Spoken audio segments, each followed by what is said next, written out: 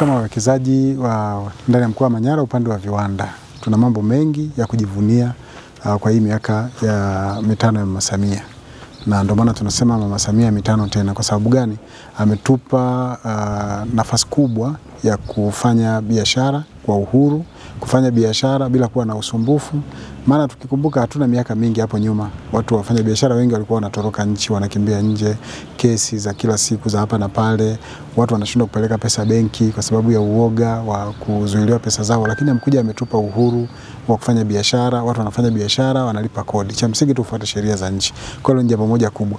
Lakini pia amekuwa akifacilitate kwa sehemu kubwa sana upande wa wawekezaji ndani ya nchi. Tumeanza kuona ndani ya muda mfupi wawekezaji wamekuwa wengi mpaka hata wengine wameanza kuwazuia kuja. Kwa mfano kama wa China wamezidi, wamekuwa wengi. Yaani wawekezaji wamevutiwa na Tanzania zaidi. Na wawekezaji hawezi kuja mahali ambako hakuna uhuru, mahali ambako hakuna uhuru wa kufanya biashara na sera nzuri za kibiashara.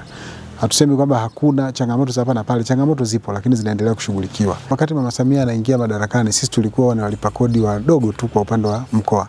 Lakini kwa hiki kipindi chake kifupi, kampuni yetu imekuwa mpaka imefikia hatua kuwa makampuni makubwa ambayo ni walipa kodi wakubwa. Kwa hiyo kupanda daraja kutoka mlipa kodi mdogo kwenda kuwa mlipa kodi mkubwa ni mafanikio makubwa sana. Na hiyo kipimo chake ni ulipaji mkubwa wa kodi ndio imesababisha. Kwa hiyo growth yetu kwa tangu akiwa hajawa rais mpaka amekuwa rais, unaweza kuiona hiyo kwa measure moja kwa moja. Sasa hiyo ni Mati Super Brands Limited.